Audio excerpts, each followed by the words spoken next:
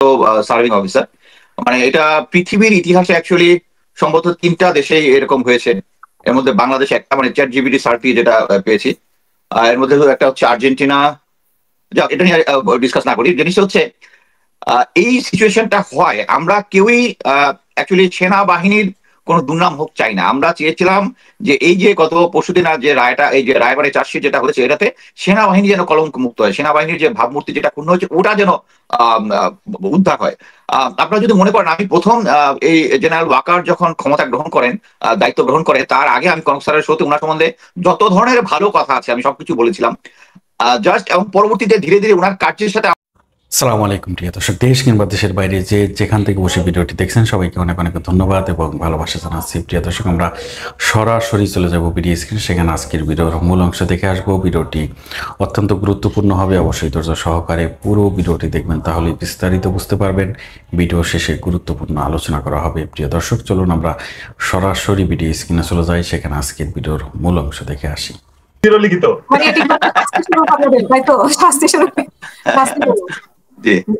আমি যদি আলোচনা শুরু করতে চাই, হাসান নাসির আপনাকে দিয়ে শুরু করতে চাই যে এই যে একটা ঘটনা ঘটে গেল, এটাতে আসলে সেনাবাহিনীর ভাবমূর্তি নিয়ে প্রশ্ন উঠেছে যে আসলে এরা সবাই কি আসলে অপরাধী, নাকি এরা বাধ্য হয়ে করেছে, নাকি এদেরকে দিয়ে করানো হয়েছে। তারপরে তারিক সিদ্দিকীকে নিয়ে কথা উঠেছে যে উনি আসলে মূল নায়ক ছিলেন। তো আপনার কাছে শুনতে চাই যে প্রথমে আপনার প্রতিক্রিয়া জানতে চাই, তারপরে আসলে মানে দোষী নির্দোষ এগুলোর বিষয়ে যদি একটু ব্যাখ্যা করেন। ধন্যবাদ হাসান আপা।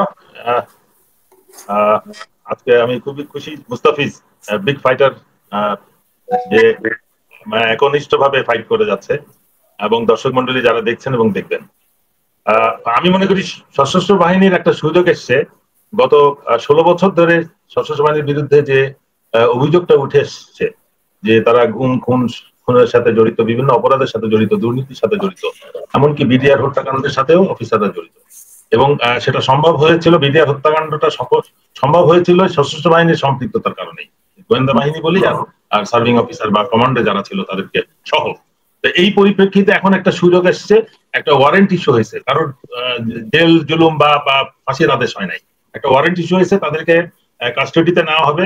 এবং সেনাবাহিনীতে একটা নিয়ম আছে, বা বাংলাদেশের আইনে যেটা নিয়ম হচ্ছে, সেটা যে কোনো অপরাধ যখন সংঘটিত হয়, যাদেরকে অপরাধী ধারণা করা হয় তাদেরকে কাস্টডিতে নেওয়া হয়, যাতে তারা বাইরে থেকে তাদের অপরাধের চিহ্নগুলো মুছতে না পারে। তো সেই পরিপ্রেক্ষিতে তারা গত 5 আগস্টের পরে এই 1 বছর 2 মাস, 14 মাস কমপ্লিট, আজকে আরো 4 দিন বেশি হয়ে গেল। এই সময়টা তারা যে বাইরে ছিল, এই কারণে কিন্তু আমরা অনেক বেশি পিছিয়ে গেছি। অনেক প্রমাণ, অনেক কিছু, অনেকেই পালিয়ে গেছে, দেশ ছেড়ে চলে গেছে, যাদেরকে আমরা ধরতে পারছি না। চাকরি ছেড়ে রিটায়ারমেন্টে চলে গেছে এর মধ্যে অনেকে, যাদেরকে এখন আমাদের রিটায়ার্ড হিসেবে ধরতে হচ্ছে, তারা সুযোগে দেশ ছেড়ে চলে গেছে। তো সুতরাং এই সুযোগে যারা আছে দেশে, তাদেরকে ইমিডিয়েটলি কাস্টডিতে হ্যান্ড ওভার করে সশস্ত্র বাহিনী প্রমাণ করুক যে তাদের বিরুদ্ধে যে যদি কোনো অপপ্রচার হয়ে থাকে, তারা নির্দোষ বেরিয়ে আসবে।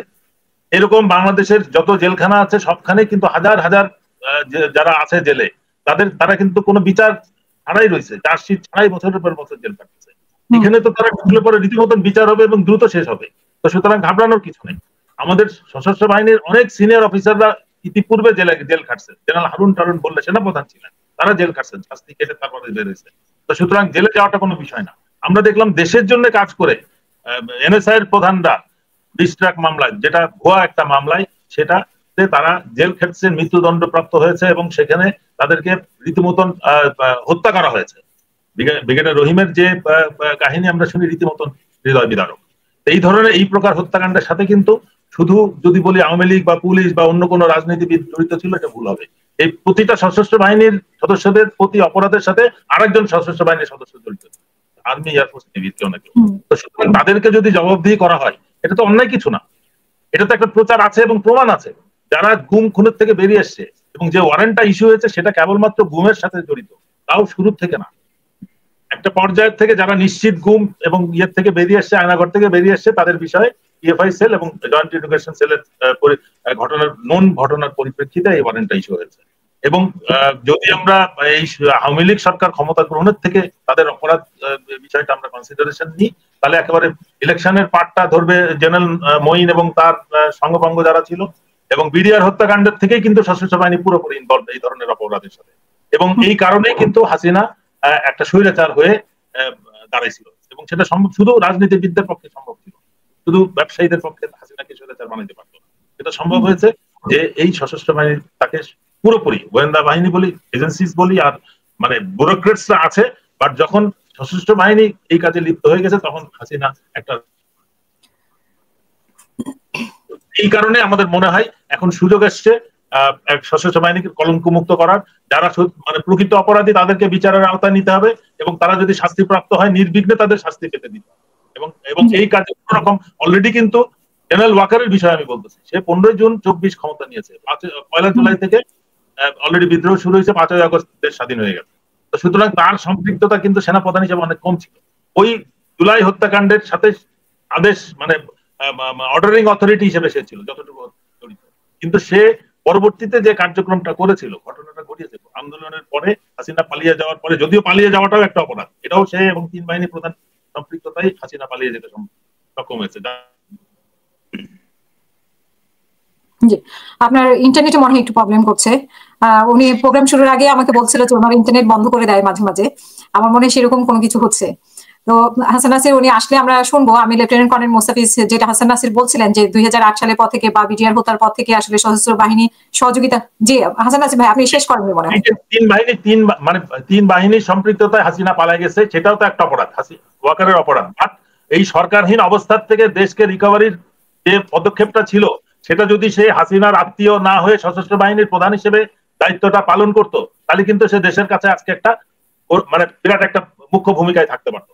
সে যদি 16 বছরের যে অপরাধগুলো হয়েছে, সেই অপরাধগুলোর বিষয়ে যদি সে নিরপেক্ষ থেকে বিচারের আওতায় ছেড়ে দিত, যে না বিচারটা সুষ্ঠু হবে, যারা অপরাধী তারা শাস্তির আওতায় যাবে, এটা যদি করতো, তাহলে কিন্তু ওয়াকার আজকে আমার মনে হয় সোশ্যাল মিডিয়াতে এই পৃথিবীর সমস্ত সেনাবাহিনীর সোশ্যাল মিডিয়া যদি ইয়েগুলো ফেসবুক যদি আমি কালেক্ট করি নেগেটিভ কমেন্ট, আর আমাদের সেনাপ্রধানের ফেসবুকের তার নেগেটিভ কমেন্ট কালেক্ট করলে জেনারেল ওয়াকার অনেক মার্জিনে লিড করবে। জি, এই জন্য আমি কথা বললে আমি বললাম হাসিনা আগে আপনাকে ওয়ার্নিং দিছি, আমি কথা হ্যাঁ আমি ওইটাই বলছিলাম যে আপনি ওয়ার্নিং দিয়েছিলেন, ইন্টারনেটে সমস্যা করছে আপনার। এই জন্য বলতেছি যে এই ঘটনাটা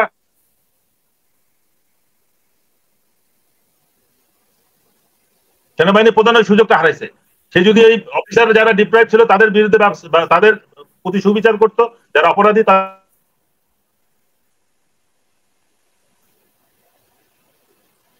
তাহলে কিন্তু আজকে দেশে এই পরিস্থিতি দাঁড়াতো না। এবং শেষ পর্যন্ত তার কষ্ট লাগছে, তার জেনারেলরা, তার সহকর্মীরা, অপরাধীরা প্রিজন ভ্যানে জেলে গেলে তার কষ্ট লাগবে। এত আগে যে এত জেনারেলরা, এত কর্নেল, মেজর, ক্যাপ্টেনরা অবৈধভাবে গুম ছিল, তার পাহারায়, তার ইউনিটের পাহারায় অফিসাররা গুম ছিল, এই যে তাপস হত্যা মামলার যারা আসামি, তাদেরকে সে বিডিআর এর ঘেটে দাঁড়িয়ে থেকে বিডিআর হত্যাকাণ্ড অবজার্ভ করছে, তখন তার মন কান্দে নাই?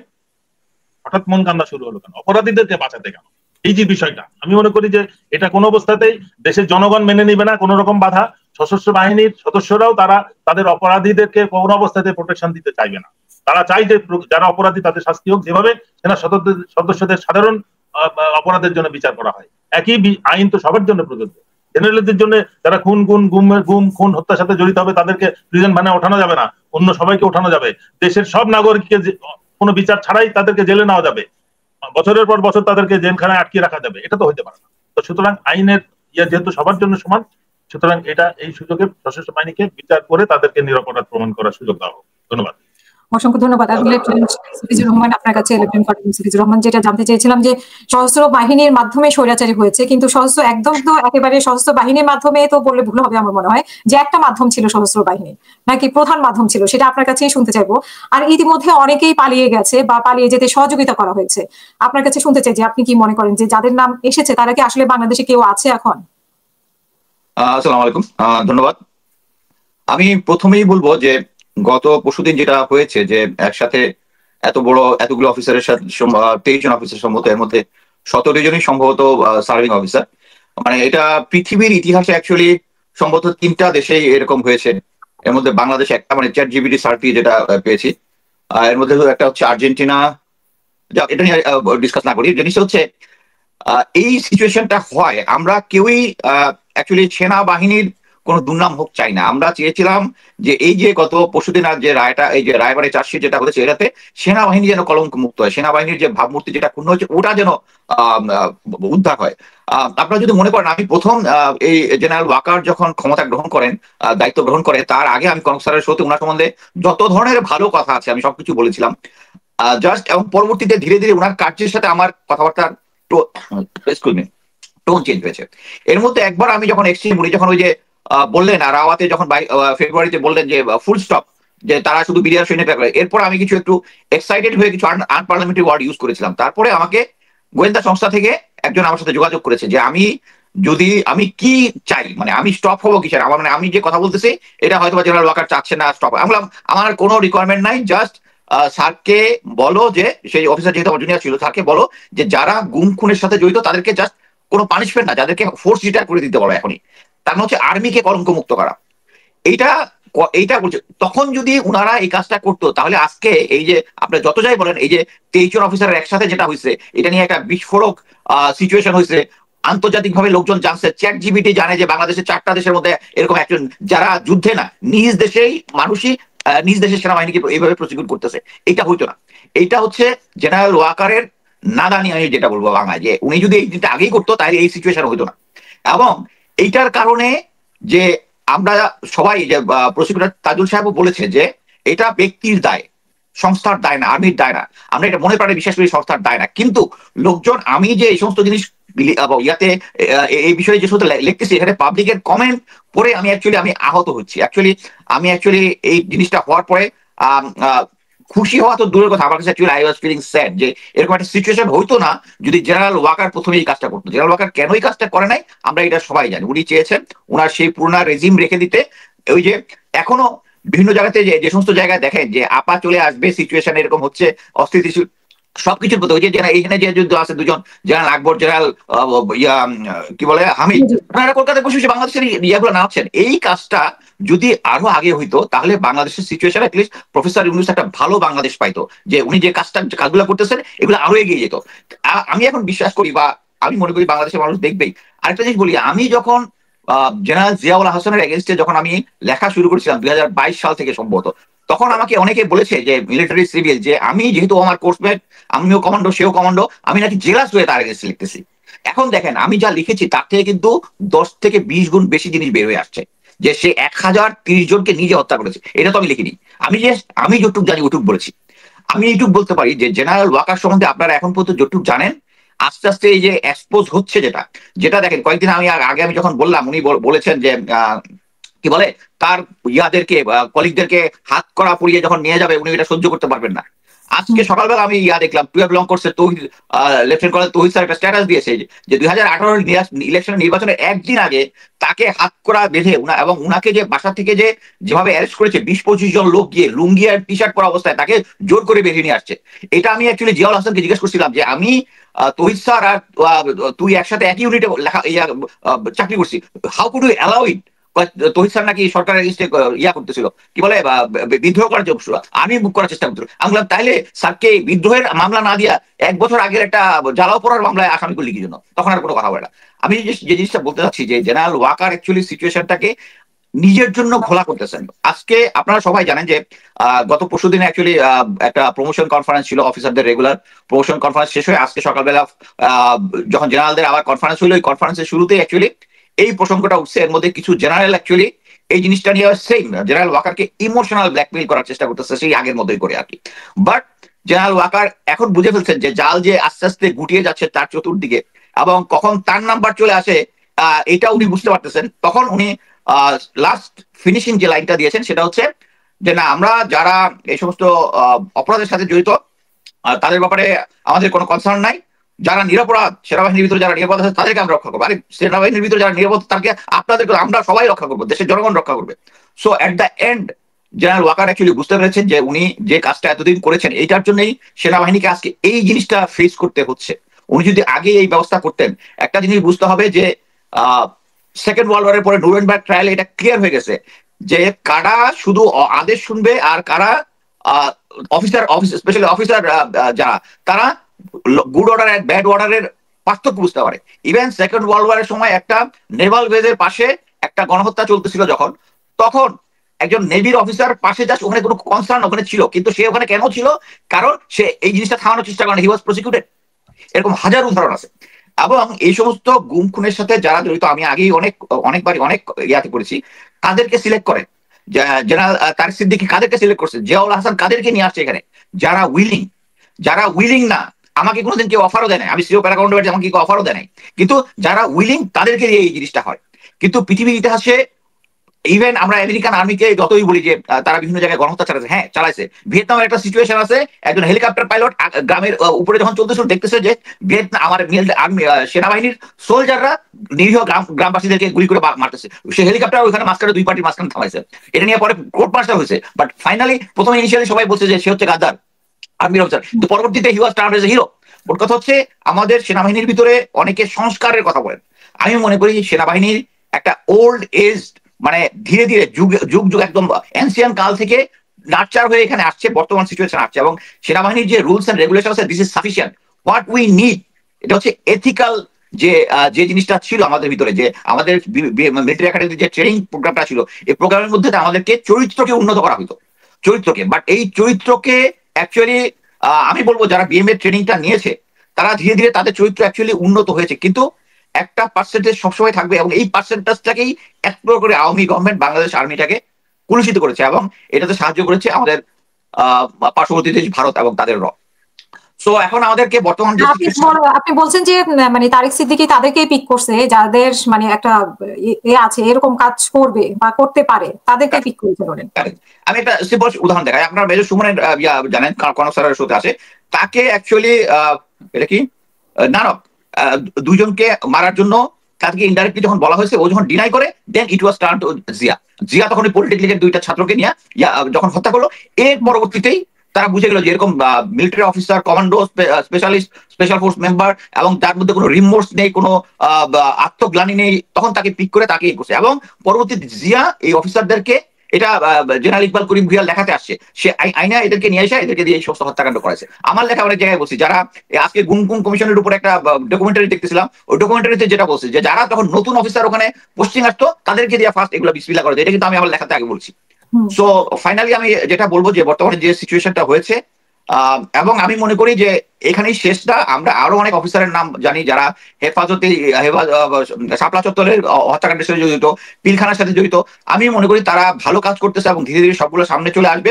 এবং এটাই যদি যারা এখন পর্যন্ত সেনাবাহিনী, গোয়েন্দা সংস্থা, বিভিন্ন সংস্থার ভিতরে স্ট্রংলি এখনো ভারতীয় এজেন্ডা করতেছে, তাদের জন্য এটা একটা বিশাল মেসেজ। আর আমি মনে করি এখন থেকে প্রফেসর ইউনূস, আমার উচিত এখনই যে গোয়েন্দা সংস্থায় যে তার পূর্ণ কন্ট্রোল নাই, এই কন্ট্রোলটা নেওয়া ওনার শুরু করা উচিত বলে আমি মনে করি।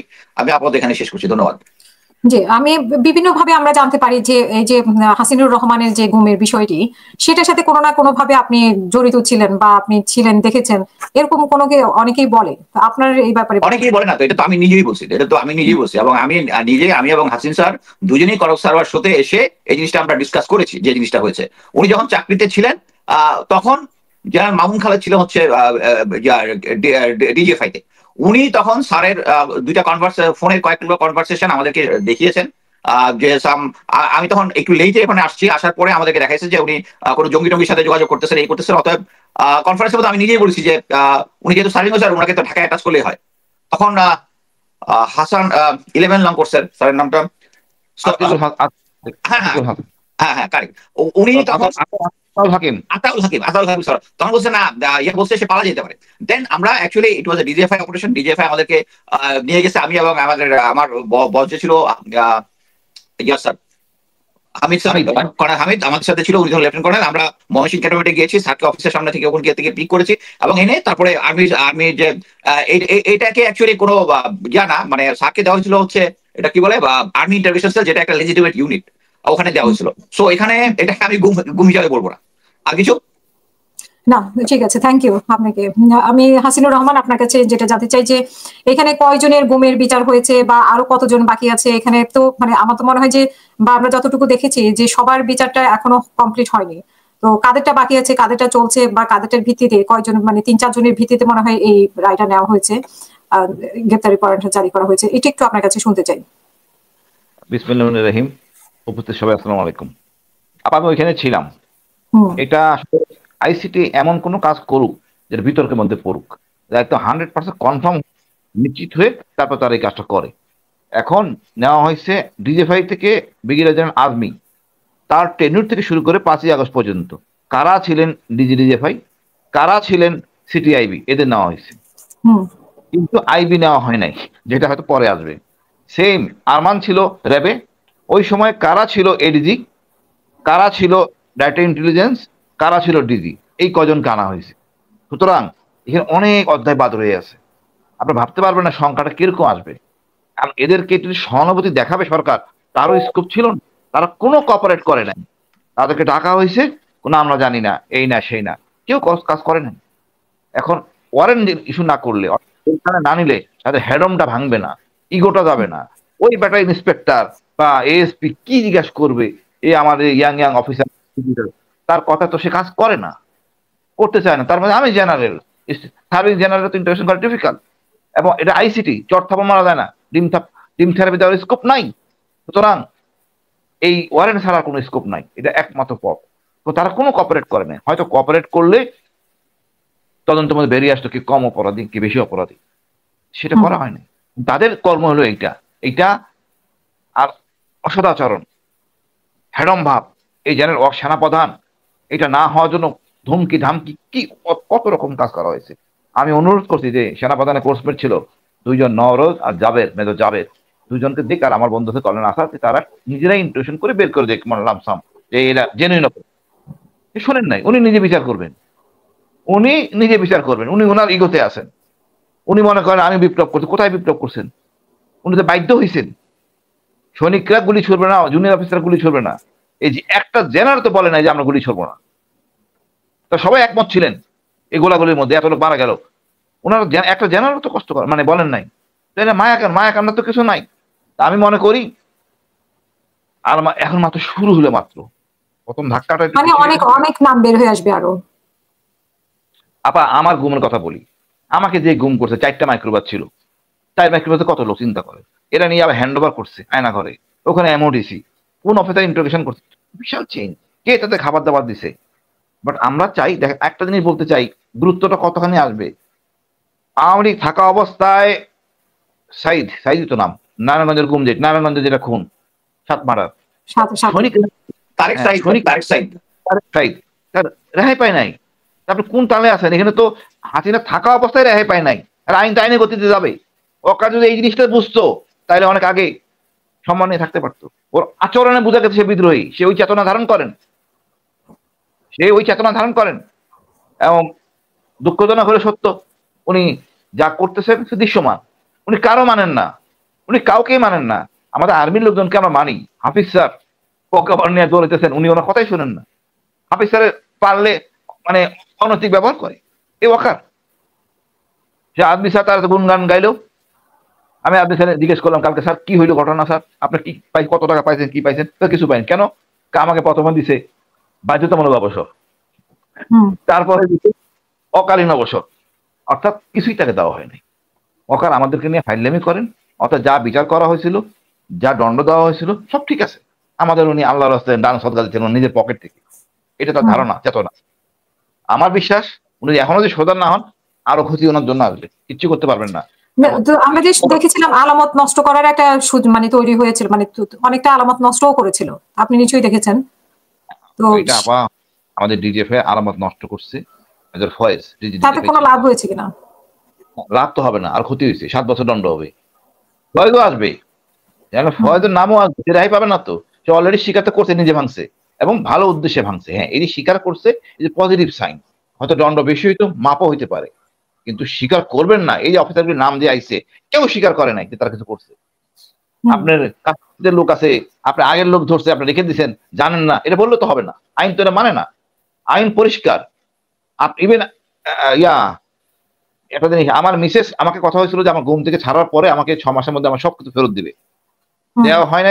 মিসেস একটা SMS দিছিলেন সেনাপ্রধান যেন আজিজের কাছে, যেন আজিজ সরকারি উমারে লিখছেন, একটা করতে অনেক বেগ পেতে হয়েছে, অর্থাৎ আমাকে ঘুম থেকে ছাড়াতে অনেক বেগ পেতে হয়েছে। This message enough that Aziz জানে আমি এখানে ছিলাম। একইভাবে হাসান আজিজ স্যার, আমি কিছু ওই আগের টকশোতে বলছি, বঙ্গভবনে কিন্তু ওয়াকার বলছে লেট মি হ্যান্ডেল আয়নাঘর নিয়া, সবার সামনে, এটা যেন আকবর ফাঁস করে দিয়েছে। সুতরাং one sentence enough, he knows. সে জেনে থাকে যদি প্রতিকার করে না, যেটা মোস্তাফিজ বললো প্রতিকার করে নাই, তার জন্য দণ্ডিত দিতে পারেন। Very simple. পেশাপেশি করে ধরা খাবে। সে যখন জানতো প্রতিকার করে নাই, এই আজমি স্যারে বলছি, আপনি যখন ছিলেন ওকা জানতো না, সে তো কোনো কাজ করে নাই, সে বুঝছে রিয়াল পরে অনেক। আমি আশা করি ওয়াকার সাহেবের উচিত হবে কোন রকম অপরাধীকে প্রশ্রয় না না। তো সেই ক্ষেত্রে কি উনি কি অপরাধী হতে পারে কিনা? কারণ উনি তো 5ই আগস্টের পরে আপনারা ওনাদেরকে উদ্ধার করেছেন, উনি তো জানতেন যে ওনারা এখানে ছিলেন। আসলে কি জানতেন নাকি জানতেন না? উনিও জানতেন, তো স্বীকারই করছেন বঙ্গভবনে, যে যেন আকবর বলছেন, অকার বলছেন লেট মি হ্যান্ডেল, যেন আকবরের ভাষ্য। আমার কথা হইলো, এই ধরনের অপরাধ কেউ জানে, কোনো কার্যকরী ভূমিকা রাখে না, সে অপরাধী। যেটা মোস্তাফিজ বলছে, এটা ইয়ার দ্বিতীয় মহাযুদ্ধের সময়। কথা হলো এইটা এত গুরুতর অপরাধ, এখন উনি যদি অকার চাচ্ছে নিজে বিচার করতে, এটা কি করে সম্ভব? সে লেখাপড়া, আমি মানুষ তো হাসবে, সব জিনিস সে বিচার করতে পারে না, এর গুরুত্ব কত। এবং আমরা চাইবো না এত অফিসার ক্ষতি হোক, বাট ক্ষতি না হলেও আর্মিতে রাখা যাবে না। কারণ কি আপা, আমার গায়ে যে হাত দিছে, আমাকে যে মারছে, তো গর্ব করে বেড়াবে ইউনিটের মধ্যে, আমি এরে কিন্তু মারছি, অফিসার গায়ে হাত দিছি। সে কেমনে থাকে আর্মিতে? আপনি চিন্তা করেন, বলুক সে কেমনে আর্মিতে থাকে? যে লোকটা আমার সাথে মিসবিহেভ করছে, গালি দিছে, ইচ্ছা মতো হ্যান্ডেলিং করছে, সে কেমনে আর্মিতে থাকবে? ওকার কই ছিল তখন? তার বিবেক কাজ করেনি, আমি তো বিডিআর বাদই দিলাম। কত ইভেন যে তার যে misbehave with Hafiz, is enough চাকরি খাওয়ার জন্য, ইনাফ। ডক্টর ইউনূস ভদ্র মানুষ, তার জন্য আমরা বিপদে। বউ তাকে ঠিক, যতক্ষণ পর্যন্ত সেনাবাহিনী সংস্কার ঠিক মতো না হবে আপা, কোন নির্বাচন কোনো কিছু ঠিক মতো হবে না। সমস্যা এক জায়গায়, দুইটা বাঘ এক বনে থাকতে পারে না, গ্রুপ আর ওয়াকারের গ্রুপ। কষ্ট পাইতে পারে, বাট কিছু করেন নাই। আপনি অপরাধী নিয়ে চলতে পারবেন না। কি ধরনের অপরাধ একটু ভাবেন। আমি ওইখানে বসি, আবার বলতে ইচ্ছে করে না, খুব কষ্ট লাগে। আমার মা আমার বাসায় ছিল, মা জানতেন আমি মারা গেছি, আমার বোনরা জানতেন যে আমাকে মানে ওষুধ দিয়ে আমাকে পাগল বানায় ফেলা হয়েছে। আমার বাসায় বাচ্চারা কোনো কিছু খায় না, ভালো মাংসগুলি খায় না, গরু মাংস আমার পছন্দ। বাচ্চারা বাইরে গেলে খোঁজ করতো, বাবা কোনো গ্যাপে গ্যাপে কোথাও বসে আছে কিনা পাগলের মতো। কোন পর্যায়ে নিয়ে গেছিলাম পরিবারকে, কিন্তু বাচ্চাদের আমি আদর করতে পারি নাই। আমি তো চাইবো একদম কড়াগন্ডা বিচার হওয়া উচিত। আমার কষ্ট লাগে আজকে এই বাচ্চা কাচ্চারা কানবে ওদের, বাট তারা তো ভুলে গেছে সব। একবার চিন্তা করছে, আমার মা রাগ করে চলে গেছে, কেন আমার বউ বিভিন্ন জায়গায় যায় তদবিরের জন্য, আমার মা বাসা থেকে চলে গেছে। কিরকম একটা গুম, তো আমি একা না, পুরো পরিবার গুম, পুরো ফ্যামিলি গুম। তারপর কি করে নাই, ফিরে আসার পর মোস্তাফিজ 10টা মামলা দিয়েছে আইসিডি। কেন আমি বললাম ডিজিএফের ভিতরে আয়নাঘর আছে, 10টা মামলা। মানে 10টা মামলা, একজনের মামলা করছে 50,000 কোটি টাকা ক্ষতিপূরণ। চিন্তা করেন আপা, এই ক্ষতিপূরণের ভয় আমি জিজ্ঞাসা করি কে মামলা করছে, যাক চিন্তা মানে কোন জায়গায় গেছে। মানে 50,000 কোটি টাকা ক্ষতিপূরণ, আমি তো মাথায় ধরে না। এটাই আমলি, এটাই ফেসিস্ট, এটাই ওয়াকার এন্ড গং। সে যে এখনো কারেকশন না হয়, অফিসার তাকে যদি কারেক্ট না করে, বিপদে পড়বে। আমি একটা কথা বলি, যদি এডজুটেন্ট জেনারেলকে ডাকে, এদেরকে হ্যান্ড ওভার না করে আদালত, কেন করা হয় নাই যথেষ্ট। আপনার বিএনপির সময় আইজিপি মাত্র 1,000 টাকা দণ্ড দিয়েছিল ভদ্রভাবে, অর্থাৎ চাকরি শেষ। তার পড়াশোনা করি না, আমরা ইতিহাসও পড়ি না, এই জন্য আমাদের সমস্যা। ধন্যবাদ আপা। এখন হাসান নাসির ভাই, আপনার কাছে যেটা জানতে চাই, হ্যান্ড ওভার যে করবে এরা, মানে সবাইকে এই 23 জনের নামে যে এসেছে, তারা কতজন দেশে আছে কতজন নাই, এটার কোনো জানা আছে কিনা আপনার? সেনাবাহিনীর এই যে কলঙ্কময় একটা অধ্যায় আমরা দেখতে পেলাম, এটার জন্য মানে এটার জন্য আসলে তারেক সিদ্দিক করবেন না, দায়ী করবেন যে ওয়াকার নিজেও দৌড়ঝাঁপ করছিলেন, যে জেনারেল ওয়াকার দৌড়ঝাঁপ করছিলেন যে এই থেকে যাতে রক্ষা পাওয়া যায়। উনি যে এই যে প্রধান বিচারপতির কাছে গিয়েছিলেন, রাষ্ট্রপতির কাছে, এই ব্যাপারগুলো নিয়ে কি গিয়েছিলেন কি? আমরা যতটুকু জানতে পেরেছি এই বিষয়টা নিয়েই, মানে এই যাদের নামে ওয়ারেন্ট বের হয়েছে, আমরা অলরেডি জানলাম, কর্নেল আসিফ বলল যে কেবলমাত্র 2 জনের গুমের গল্প পরিপ্রেক্ষিতে কিন্তু এই ওয়ারেন্ট জারি হয়েছে। বাকিদের নাম আসলেও কিন্তু কমন আসবে, এদের নাম আসবে, ছাড়া আরো অনেক নতুন আসবে। সুতরাং ওই পিরিয়ডটা, মানে পুরো period, it is just the tip of the iceberg, এটা মনে রাখতে হবে। কিন্তু এটা গ্র্যাজুয়ালি ধৈর্যের সাথে করা হবে। আমি মনে করি যে গুম যেহেতু, এটাতে কিন্তু শাস্তির একটা লিমিট আছে, বাট যখন হত্যার বিচার শুরু হবে তখন কিন্তু স্কেলটা অনেক হাই হবে। এই বিষয়টাকে মনে রাখতে হবে। আইন তো সবার জন্য সমান। আমি সশস্ত্র বাহিনী থাকতে আমরা প্রত্যেকটা অফিসার, কমিশন অফিসারই কিন্তু বিচার, একটা কোর্টের কোনো না কোনো সময় দায়িত্ব পাই, বিচার করে। সে যে দৃষ্টিকোণ থেকে বিচার করে তার অধীনস্থদের, আমি যদি নিজে অপরাধ করি, আমাকেও তো বিচারের সম্মুখীন হইতে পারে। কোন বিচারপতিকে বলতে পারবে যে মানে আমি বিচারের আওতার বাইরে থাকবো? আমার কাছে এই জিনিসটা খুব লজ্জাজনক মনে হচ্ছিল যে বাহিনী প্রধান প্রমাণিত অপরাধের পরিপ্রেক্ষিতে ওয়ারেন্ট ইস্যু হওয়ার সম্ভাবনা দেখে উনি আশঙ্কা প্রকাশ করছেন। কিন্তু দেশের কাজের জন্য, দেশের স্বার্থে কাজ করে যারা বিনা অপরাধে জেল খেটেছে, শাস্তি হয়েছে, মৃত্যুদণ্ড প্রাপ্ত হয়েছে, হাসপাতালে বিনা চিকিৎসায় মারা গেছে বা পরিকল্পিতভাবে হত্যা করা হয়েছে, যাদেরকে দীর্ঘদিন অন্তরীণ রাখা হয়েছে, বরখাস্ত করা বা অবসর দেওয়ার পরে আবার গুম করে কোর্ট মার্শাল করা হয়েছে, এটার ইতিহাস কিন্তু কোথাও নাই। একটা অবসরের 2 বছর পরে এনে তাকে কোর্ট মার্শাল করতে হলে তাকে কিন্তু আবার আর্মিতে ফেরত নিতে হবে, বা তাকে কোনো দেশদ্রোহী অপরাধে সেনাবাহিনীর কারো বিরুদ্ধে ডিল করলে তখন সেই সাথে বিচার তারা করতে পারবে। এখন এই বিচারগুলো তো তারা করছে, এই ধরনের বিচার প্রহসনের বিচার হয়েছে, কিন্তু এই সমস্ত জেনারেল যাদের নামে ওয়ারেন্ট ইস্যু হয়েছে তাদের চাকরিকালে, এবং তারা কোনো না কোনো ক্ষেত্রে এগুলোর সাথে জড়িত। এই জিনিসটা বুঝতে হবে। ডিফারেন্ট লেভেলে কেউ ইনকোয়ারি করেছে, কেউ গোয়া কোর্ট বসাইছে, কেউ সিদ্ধান্ত দিছে, কেউ অর্ডার দিছে, কেউ এটা এক্সিকিউট করছে, কেউ এটা গার্ড দিয়েছে। আমরা যতদূর জানি যে ওই তাপস হত্যা মামলার 5 জনকে যখন গুম রাখা হয়েছিল, বিনা বিচারে আর্মি হেডকোয়ার্টারের পাশে আটক রাখা হয়েছিল, তখন ক্যান্টনমেন্টের ইউনিটের অফিসাররাই তো এটা পাহারা দিছে। তখন তারা জানতো যে এটা অন্তরীণ রয়েছে। এরপরে তো কেউ তখন প্রতিবাদ করে নাই।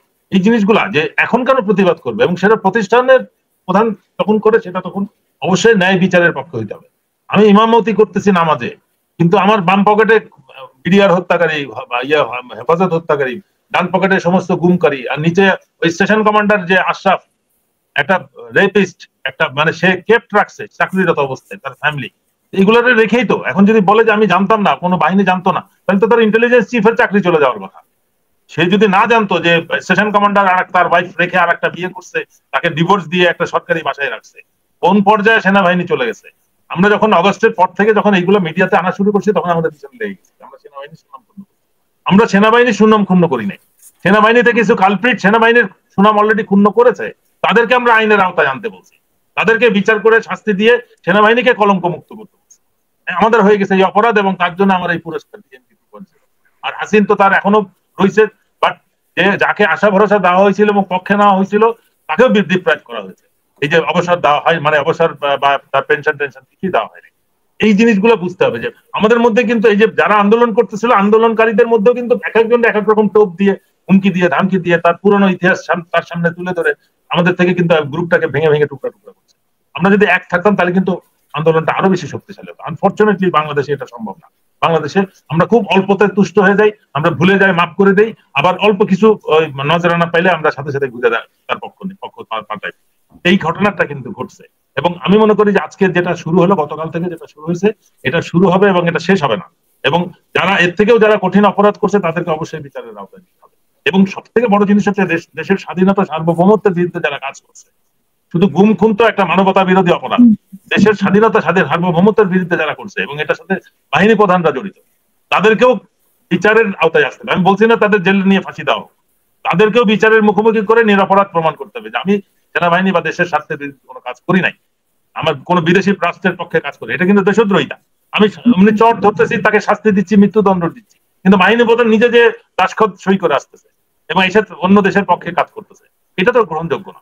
এইগুলো সবই কিন্তু হিসাবে নিতে হবে এবং বাহিনীকে কলঙ্ক মুক্ত করতে হবে, তাহলেই আমরা কিন্তু ভবিষ্যতে উন্নতির দিকে যেতে পারবো।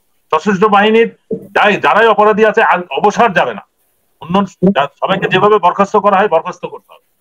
কোনো অন্যায় না করে, অপরাধ না করে মানুষের পেনশন আটকাবে। এই যে হাসিন বলে, হাসিনের মতো অনেক তাদের পেনশন লিখিত আদেশে, কোন রকম আদেশ ছাড়া, এবং আমার পিএনজি করার সময় পেপার বের করছে যে আমার প্লট বাতিল করবে, আমার হ্যান্ড করবে, পেনশন বন্ধ করবে। Look at their audacity. তারা অপরাধীদেরকে প্রোটেকশন দিচ্ছে ডান বগল, বাম বগল আর 2 পায়ের মধ্যে, আর আমাকে বলতেছে আমার ফ্ল্যাট বাতিল করবে, আমার পেনশন বন্ধ করবে। এই ধরনের বাংলাদেশের কিন্তু বিচার ব্যবস্থাটা এইভাবে রিভার্স হয়ে গেছে সশস্ত্র বাহিনী। আর জনসাধারণের ধারণা যে সশস্ত্র বাহিনী একটা শৃঙ্খলা মানে ওর বাবা দিকে তাকানো যাবে না, বাট ভিতরে কিন্তু ছোট বাহিনীগুলোতে আরো বেশি অপরাধ হয়। এয়ারফোর্স, নেভি, এয়ারফোর্স সব থেকে ছোট, সেখানে একটা ফ্যামিলি, একটা ডাক চলে। নেভিতেও এরকম একটা পরিবারতন্ত্র চলে, বাহিনীর প্রধান যা খুশি তাই করতে পারে, কেউ কোনো নজরদারি না। সেনাবাহিনী একটু বড় হওয়াতে মানুষ জেনে যায় এবং অপরাধটা আগে কম ছিল, বাট এখনো একই পর্যায়ে অপরাধ। আগে অফিসাররা দুর্নীতি করতো, এখন অফিসাররাও দুর্নীতি করে, তার ওয়াইফরাও দুর্নীতি করে। বাহিনী প্রধানদের ওয়াইফদের নামে ব্যাপক দুর্নীতির অভিযোগ এইভাবে এখনো চলতেছে। এই সরকার, এই ইন্টারিম সরকারের সময় তারা ব্যাপকভাবে কাজ চালিয়ে যাচ্ছে। আগে কিছুদিন বন্ধ ছিল অগস্ট মাসের পরে, আবার এই ডিসেম্বরের পর থেকে আবার মানে আজান দিয়ে, যেটাকে বলে আজান দিয়ে, তারা দুর্নীতি করতেছে, বড় বড় প্রজেক্ট হাতে নিচ্ছে এবং এগুলো করতেছে। আমি মনে করি সব টাইপের অপরাধ গুলাকে ধরে ধরে বিচারের আওতায় শুরু করতে হবে, বিচার শুরু করতে হবে। গুম না, খুন করতে হবে, দুর্নীতিও করতে হবে, সশস্ত্র বাহিনীকে দুর্নীতি মুক্ত করতে হবে, নাহলে কিন্তু দেশ টিকবে না। এবং আমাদের বাহিনীর মূল যেটা দায়িত্ব, দেশের স্বাধীনতা সার্বভৌমত্ব রক্ষার জন্য আমাদেরকে প্রস্তুতি নিতে হবে। আমাদের অস্ত্র দামি দামি জেট এন্ড সি কিনলে হবে না, এটা উড়ানোর জন্য পাইলট লাগবে, তাদের ট্রেনিং লাগবে, তাদের কোঅর্ডিনেশন লাগবে। তিন বাহিনীর মধ্যে একটা কোঅর্ডিনেশন লাগবে। এই ধরনের কোনো কার্যক্রম নেই, সবাই ডেমনস্ট্রেশন ওরা। বাট প্রকৃত যুদ্ধ আসলে কিন্তু সব পালাবে, কেউ এটা সামনে মুখোমুখি হতে পারে। আমরা ওই মিডল ইস্টে একটা দেশ দেখছি, সাদ্দাম হোসেন ট্যাঙ্ক বাগদাদের থেকে বের করছে, বাহিনী সব অফিসাররা সব ফ্যামিলি নিয়ে, সৈনিকরা ফ্যামিলি নিয়ে সৌদি আরব পালা গেছে। এই জিনিসগুলো খেয়াল রাখতে হবে। আমাদের দেশে কিন্তু খারাপ হলে পরিস্থিতি একই অবস্থা হবে। সুতরাং বাহিনীকে টোটালি, এবং একটা সশস্ত্র বাহিনীকে প্রকৃত যুদ্ধ ক্ষমতা বাড়াইতে গেলে যে অনেক টাকার প্রয়োজন হয় না, তার প্রমাণ হচ্ছে পাকিস্তান। আমাদের থেকে তো অর্থনৈতিক অবস্থা তাদের খারাপ, তাদের অ্যাটম বোমা আছে, তাদের তিন বাহিনী যেটা আছে সেটা শুধু পাকিস্তান না, দক্ষিণ এশিয়া না, পুরো এশিয়ার মধ্যে এবং পৃথিবীর মধ্যে একটা উদাহরণ সৃষ্টি করছে। এত সীমিত অর্থের মধ্যে তারা পারছে কি করে? তাদের ওই ডিটারমিনেশন আছে, তাদের প্রফেশনালিজম আছে। আর আমরা গত 53 বছর ধরে শুধু গালি দিই মানুষ। যারাই হাসিনার বিরুদ্ধে কথা বলে তাদেরকে পাকিস্তানে চলে যেতে পারে, তাদের কেউ কিন্তু পাকিস্তান যায় নাই। কিন্তু যারা স্বাধীনতা সার্বভৌমত্বের ঠিকাদার ছিল তারা সব ভারতে গেছে, ওখানে বসে বসে দেশের বিরুদ্ধে ষড়যন্ত্র করতেছে, এবং যত অপকর্ম তারা এখনো চালায় যাচ্ছে। এই জিনিসগুলো বন্ধ হবে যদি সশস্ত্র বাহিনী ঠিক হয়। এই জন্য আমি বলতেছি যে বেসিক মূল মেরুদণ্ডটা সশস্ত্র বাহিনী, এদেরকে দুর্নীতি মুক্ত করতে হবে, এদের অপরাধীদেরকে বের করতে হবে। বাহিনীর সৈনিকরা তো ভালো, 99.9% অফিসার সৈনিক সৎ দেশপ্রেমী, কিন্তু শুধু কমান্ড লেভেলের অপরাধীদের জন্য পুরো বাহিনীটা অকার্যকর হয়ে গেছে, অপদার্থ হয়ে গেছে। এদেরকে এখন হিসাবে নিয়ে আসতে হবে। এই জিনিসটা যদি আমরা না পারি, তাহলে কিন্তু আমরা কিন্তু কতদিন অন্য সবকিছু, সব দুর্নীতি মুক্ত, সব সংস্কার করলে কোনো লাভ হবে না, সশস্ত্র বাহিনী যে অবস্থায় আছে সেটা। এই ব্যাপারটাতে আমি মনে করি আমাদের কঠোর দৃষ্টি দিতে হবে। ডক্টর ইউনূস অনেক নরম ব্যবহার করছেন, সশস্ত্র বাহিনীর প্রতি লিনিয়েন্ট ছিলেন উনি। আমি জানি আন্তর্জাতিক পর্যায়ে যে আমাদের যে কাজগুলো হয়েছে, অনেক লক্ষণীয় কাজ হয়েছে, এগুলা নিশ্চিত এটা উনি ক্রেডিট পাওয়ার যোগ্য। কিন্তু এখন যেহেতু উনি আভ্যন্তরীণ বিষয়ে নজর দিয়েছেন, অবশ্যই এই বিষয়গুলোকে যদি দৃঢ়তার সাথে হ্যান্ডেল না করেন, তাহলে কিন্তু আমাদের মধ্যে বিপদ আসতে পারে, দেশের মধ্যে বিশৃঙ্খলতা শুরু হতে পারে। আমরা সবাই ওনার সাথে থাকবো এই দুর্নীতিমুক্ত সংস্কার এবং বিচারকে নিশ্চিত করার জন্য। ধন্যবাদ। জি, লেফটেন্যান্ট কর্নেল আমরা এখনো শুনতে পাচ্ছি যে বিভিন্ন ভাবে জেনারেল ওয়াকার একটা মিটিং হওয়ার কথা, সেখানে এখনো পর্যন্ত এটাকে ধাপাচাপা দেওয়ার জন্য বা আজ যাতে না আগায় সেটার জন্য চেষ্টা করা হচ্ছে, বিভিন্ন ধরনের পরিকল্পনা নেওয়া হতে পারে। এরকম কোনো কিছু কি হতে পারে কিনা আপনার কাছে কি মনে হয়? ধন্যবাদ।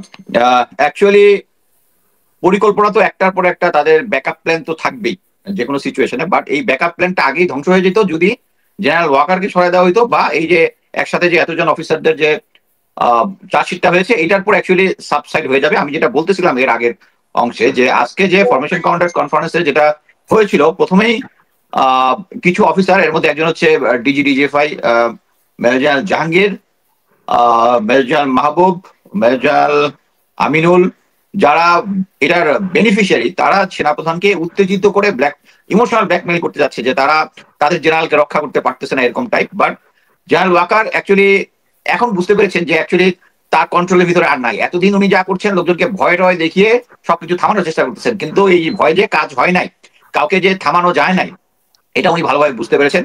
তা আমি মনে করি না ওই যেটা হাসান নাসির স্যার বলেছেন যে এটা just tip of the iceberg, এটা চলতেই থাকবে, এবং এটা ফার্স্ট ফেজ, সেকেন্ড ফেজ, আস্তে আস্তে সবগুলোর রায় বের হতে থাকবে, চার্জশিট বের হতে থাকবে। তো এটা নিয়ে দুশ্চিন্তার কিছু নাই। এখানে আমি আরেকটা জিনিস ক্লারিফাই করি, যে এখানে যারা এই 23 জন অফিসারের মধ্যে 17 জন হচ্ছে সার্ভিং, এর মধ্যে 2 জন মেজর জেনারেল। অনেকে আশঙ্কা করতেছে যে তারা যদি পালিয়ে যায়। এর আগে যেটা হয়েছে আমরা জানি যে lieutenant general Akbar, lieutenant general Tabrez Shams, lieutenant general Saiful Alam, major general Hamid, এরা সবাই পালিয়ে গেছে। এবং এরা যে পালিয়ে গেছে, অ্যাটলিস্ট একজনেরটা আমি কনফার্ম করতে পারি যে সরাসরি জেনারেল ওয়াকারের যোগ সাজেছে, যেটা হচ্ছে মেজর জেনারেল সাইফুল আলম। সে বাসা থেকে যে বেরিয়ে গেছে, এবং ওখানে যারা ডিউটিরত ছিল তাদের সাথে একটা কানেকশন আমি জানতে পারছি, সরাসরি জেনারেল ওয়াকার তাদেরকে হেল্প করেছে। আমি এটার ডিটেলস বলবো না, তাহলে ওই গার্ড বেচারা ধরা খাবে। সো এইটা হচ্ছে উনি নিজেকে সবাইকে পালিয়ে যেতে দিয়েছে, তাতে কোনো ডাউট নাই। এবং জেনারেল আকবরকে তো উনি অ্যাকচুয়ালি উনি যখন এলপিআর এ ছিল, এলপিআর 1 বছর সেনাবাহিনীর বাসা রাখতে পারে, কিন্তু উনি পরবর্তীতে আরো 3 মাস এক্সটেনশন দিয়েছিলেন জেনারেল ওয়াকার তাকে। তাতে বোঝা যাচ্ছে তার সাথে যে ইন্টিমেট রিলেশনটা আছে, যে ইনস্টেড তার এগেইনস্টে যতগুলো কমপ্লেন ছিল তখন তো আমরা অলরেডি জানতাম সে খুনের সাথে জড়িত, তারপর তাকে এক্সটেনশন দিয়েছিল, এবং জেনারেল ওয়াকার এদেরকে পালিয়ে যেতে সাহায্য করছে। এটার কারণে আমি দেখলাম মুজিবও পালিয়ে গেছে। যে কজন আছে সবাইকে general Waker He was in custody. Mujib was in custody. এই was in custody, correct sir, custody. এবং মসজিদে যাওয়ার নাম করে, যে মসজিদে যাচ্ছে নাম করে, যেহেতু সে একটা লেফটেন্যান্ট জেনারেল, তাকে কেউ ইয়া করে নাই। আচ্ছা, যা এই আইসিটি কোর্ট একটা খুব স্মার্ট কাজ করেছে, সেটা হচ্ছে এই যে আপনি যদি চার্জশিটের যে অর্ডারটা যদি দেখেন, এখানে কিন্তু প্রতিটা গোয়েন্দা সংস্থাকে, ইভেন আর্মি সিকিউরিটি ইউনিটকে কপি দেওয়া হয়েছে, মানে সবাইকে কনসার্ন, আর্মির সাথে শুরু করে সবাইকে দেওয়া হয়েছে। অতএব এখন যদি পালিয়ে যায়, এটার দায় কিন্তু আগের গুলো নেওয়া উচিত ছিল। আমি মনে করি আগের গুলোর দায় জেনারেল ওয়াকারের কাছে নেওয়া যাবে, কিন্তু এবার কিন্তু অফিসিয়ালি নেওয়া যাবে যে আপনাদেরকে দেওয়া হবে এই সার্ভিস অফিসার গুলো এখান থেকে পালিয়ে যেতে হবে। 12টা সেক্টরে কপি দেওয়া হয়েছে। কারেক্ট কারেক্ট, সবগুলো সেক্টরে। অতএব এভরিবডি ইজ কনসার্ন নাও যে এই অফিসার গুলো এখানে আছে।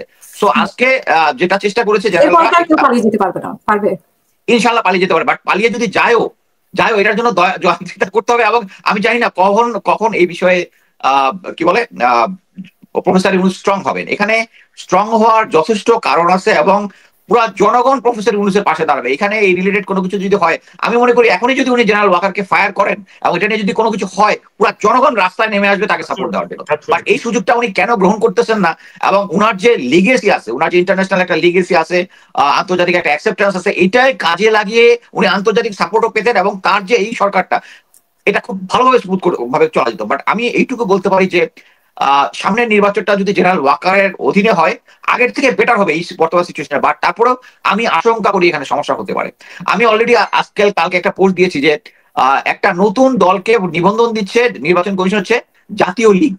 যে এই জাতীয় লীগটা হচ্ছে আগে আওয়ামী লীগ থেকে বের হয়ে এখানে আসছিল, এবং এটাতে মনে কোনো কমপ্লিকেসি নাই। কারণ কি, তারা সম্ভবত প্রেসিডেন্ট জিয়ার আমলে একটা এই জাতীয় লীগটা পরে বিলুপ্ত হয়ে গেছে, একটা আসরও পাইছিল। মানে নিয়ম অনুযায়ী নতুন কোন দল নিবন্ধিত হইলে কতগুলা ডিস্ট্রিক্টে, কতগুলা 122টা উপজেলায় তাদের অফিস দেখাইতে হবে, অনেক ঝামেলা আছে। বাট তারা যদি নির্বাচিত এমপি থাকে, তো ওদের একটা নির্বাচিত এমপি ছিল, ইজিলি ওরা পেয়ে যাচ্ছে। এবং এটার ব্যাপারে আমি কয়েকজন অফিসারের সাথে কথা বললাম যারা রাজনীতির সাথে জড়িত, তারা বললো মনে হচ্ছে যে নির্বাচন কমিশন অ্যাকচুয়ালি পক্ষপাত দুষ্টভাবে এই দলটাকে দিয়ে দিচ্ছে, এবং এটাই কাভারে ফিউচারে হয়তো আওয়ামী লীগ আসতে পারে। সো এই জিনিসগুলোকে আমার মনে হয় না, আমি যদিও এরা যত ষড়যন্ত্রী করুক, একটার পর একটা করে যাচ্ছে, বাংলাদেশের ছাত্র জনতা জনগণ যা আছে সবাই এটা ঠেকিয়ে দিবে, ইনশাল্লাহ পারবে না। আমরা সবাই চোখ কান খোলা রাখতেছি, এই জাতীয় লিগে কারা কারা জয়েন করে, আমরা প্রত্যেকটা দলকেই খেয়াল করবো, এবং ইনশাল্লাহ আমাদের যে ভয়েসটা এটা আমরা চালু রাখবো। ধন্যবাদ। না, এই জন্যই কি উনি বলছিলেন বারবার যে নির্বাচনের কথা, দ্রুত নির্বাচনের কথা, তারপরে স্বাধীনতা সার্বভৌমত্ব ব্যাপারে আঘাত আসবে। মানে উনি কি বুঝতে পেরেছিলেন যে এরকম একটা মানে রায় আসতে পারে, যার জন্য উনি আগে থেকে চাচ্ছিলেন যে তাড়াতাড়ি নির্বাচন হয়ে গেলে হয়তো এই থেকে রক্ষা পাওয়া যাবে? এটা হচ্ছে একটা পয়েন্ট, যে আশা করতেছিল এটা ডিলে হবে, কিন্তু এই কাজটা যে দ্রুত হচ্ছে, এটা অ্যাকচুয়ালি জেনারেল ওয়াকার আমার তথ্য মতে অনুযায়ী জানতেন না। উনি কখন জানছেন? আপনারা কয়েকদিন আগে দেখেছেন জেনারেল সারোয়ার এবং জেনারেল কবিরকে পররাষ্ট্র মন্ত্রণালয়ে তাদের চাকরি ন্যস্ত করেছে। এটা সম্ভবত 2-3 দিন আগে আইসিটি থেকে জানানো হয় যে এই অফিসারদের এগেনস্টে চার্জশিট প্রস্তুত হয়ে গেছে এবং এটা আউট হয়ে যাবে। এটার পরে কিন্তু ওনার একটু তুর্কি নাচন যেটাকে বলে, ওটা উনি শুরু হয়ে যায়, উনি রেস্টলেস হয়ে যায়, এবং এইটার প্রেক্ষিতেই কিন্তু এই যে উনি একটা স্টাডি পিরিয়ডের আয়োজন করে, যেটা নিয়ে অনেক উনি সেটাতে বলেছে যে আমার ভাইকে যদি হ্যান্ডকাপ পরিয়ে নিয়ে যায়, এটা উনি সহ্য করতে হবে, ব্লা ব্লা ব্লা, ইনডিমিনিটি দিতে হবে। এটাকে আবার পরবর্তীতে যখন ব্রিগেডিয়ার জেনারেল মুস্তাফিজ স্যার যখন এটা এন্ডোর্স করলেন, তখন সমস্ত মেশিনারিজ, জেনারেল ওয়াকারের মেশিনারিজ লেগে গেছিল মুস্তাফিজ স্যারের পিছনে, উনাকে কনভিন্স করার জন্য যে এটা ইয়ে না। কারণটা কি, আমরা যে সমস্ত অ্যাক্টিভিজম বা এটার এগেন্স্টে কথা বলে যাচ্ছি, তাকে কিন্তু এই সিনিয়র অফিসাররা যখন এটাকে এন্ডোর্স করে, ইট বিকাম হিউজ। এবং তাই হয়েছে, উনি ছিল হচ্ছে জেনারেল ওয়াকারের টার্ম কমান্ডার। তো উনি এটা যখন করলো, তখন উনি আমাকে মেসেজ দিচ্ছে, মুস্তাফিজ এটা কি সত্য? আমি বললাম স্যার, সমস্ত লেভেলের সিনিয়র জুনিয়র অফিসারকে কথা বলে, এবং আপনি অপেক্ষা করেন আইসিটির এটা আসতেছে, এটার জন্য উনি রেস্টলেস হয়েছেন, এটা করবো। এখন কিন্তু এটা এক্সপোজ হয়েছে, এবং মুস্তাফিজ স্যার বুঝতে পারছে নিশ্চয়ই যে এখন এইটার কারণেই তাকে বোঝানো হচ্ছে।